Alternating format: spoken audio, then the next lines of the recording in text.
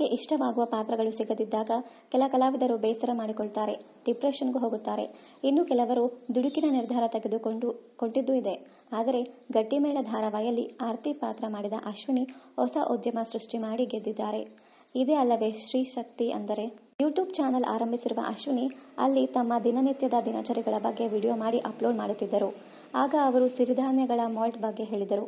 ಆರೋಗ್ಯದ ಬಗ್ಗೆ ಸಿಕ್ಕಾಪಟ್ಟೆ ಕಾಳಜಿ ಹೊಂದಿರುವ ಅಶ್ವಿನಿ ಅವರು ವಿವಿಧ ಕಾಳುಗಳನ್ನು ಬಳಸಿ ಮನೆಯಲ್ಲೇ ಹೇಗೆ ಮಾಲ್ಟ್ ಮಾಡುವುದು ಎನ್ನುವುದರ ಬಗ್ಗೆ ವಿಡಿಯೋ ಮಾಡಿ ಅಪ್ಲೋಡ್ ಮಾಡಿದ್ದರು. ಈ ವಿಡಿಯೋ ಸಿಕ್ಕಾಪಟ್ಟೆ ವೈರಲ್ ಆಯಿತು. ನಮಗೂ ಈ ರೀತಿ ಮಾಲ್ಟ್ ಬೇಕು ಎಂದು ಅನೇಕರು ಹೇಳಲು ಆರಂಭಿಸಿದರು. ಅವರಲ್ಲಿ ಕೆಲವರಿಗೆ ಅಶ್ವಿನಿ ಮಾಲ್ಟ್ ನೀಡಿದ್ದರು.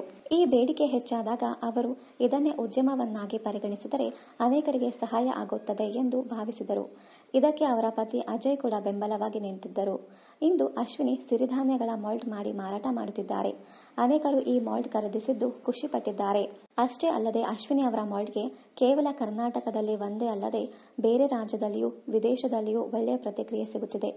ಈ ಮಾಲ್ಟ್ ಕುಡಿಯುವುದರಿಂದ ಅನೇಕ ಆರೋಗ್ಯದ ಬದಲಾವಣೆ ಆಗಿದೆಯಂತೆ.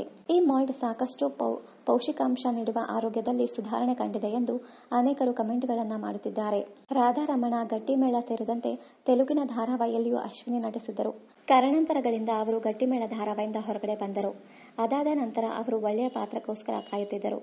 ಅಶ್ವಿನಿ ನಿರೀಕ್ಷೆ ಮಾಡಿದ ಪಾತ್ರಗಳು ಸಿಗುತ್ತಿರಲಿಲ್ಲ. ಈಗಾಗಲೇ ಮಾಡಿರುವ ಪಾತ್ರಗಳೇ ಅಶ್ವಿನಿಯನ್ನ ಹುಡುಕಿಕೊಂಡು ಬರುತ್ತಿತ್ತು. ಈ ಮಧ್ಯೆ ಅವರು ಉದ್ಯಮವನ್ನ ಗಂಭೀರವಾಗಿ ಪರಿಗಣಿಸಿದ್ದಾರೆ. ಅವಕಾಶ ಸಿಗದೆ ಇದ್ದ ಸಮಯದಲ್ಲಿ ಅಶ್ವಿನಿ ತಮ್ಮ ಪರಿಶ್ರಮದಿಂದ ಅನೇಕರಿಗೆ ಅವಕಾಶ ಕೊಡುವಷ್ಟರ ಮಟ್ಟಿಗೆ ಬೆಳೆದಿರುವುದು ನಿಜಕ್ಕೂ ಖುಷಿಯ ವಿಚಾರ.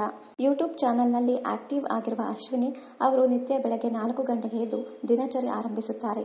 ದೈವ ಭಕ್ತಿ ಅಶ್ವಿನಿ ಅವರು ನಿತ್ಯ ಭಗವದ್ಗೀತೆ ಸೇರಿ ಕೆಲ ದೇವರ ಪುಸ್ತಕಗಳನ್ನು ಓದುತ್ತಾರೆ. ಅಷ್ಟೇ ಅಲ್ಲದೆ ಆರೋಗ್ಯಕರ ಅಡುಗೆ ತಯಾರಿಸಿ ಮಾಲ್ಟ್ ತಯಾರಿಕೆಯಲ್ಲಿ ಬ್ಯುಸಿಯಾಗುತ್ತಾರೆ. ಅಶ್ವಿನಿ ಅವರನ್ನ ತೆರೆ ಮೇಲೆ ನೋಡಬೇಕು ಅಂತ ವೀಕ್ಷಕರು ಕಾಯುತ್ತಿದ್ದಾರೆ. ಅವರು ಒಳ್ಳೆಯ ಪಾತ್ರಕ್ಕೋಸ್ಕರ ಕಾಯುತ್ತಿದ್ದಾರೆ. ಅಶ್ವಿನಿ ಅವರು ಆದಷ್ಟು ಬೇಗ ತೆರೆ ಮೇಲೆ ಕಾಣಿಸಿಕೊಳ್ಳಲಿ ಎಂದು ಹಾರೈಸೋಣ. ಇನ್ನಷ್ಟು ಕನ್ನಡ ಧಾರಾವಾಹಿ, ಸಿನಿಮಾ ಹಾಗೂ ಇನ್ನಿತರ ನ್ಯೂಸ್ ಅಪ್ಡೇಟ್ಸ್ಗಾಗಿ ಚಾನೆಲ್ ಅನ್ನು ಸಬ್ಸ್ಕ್ರೈಬ್ ಮಾಡಿ. Thank you.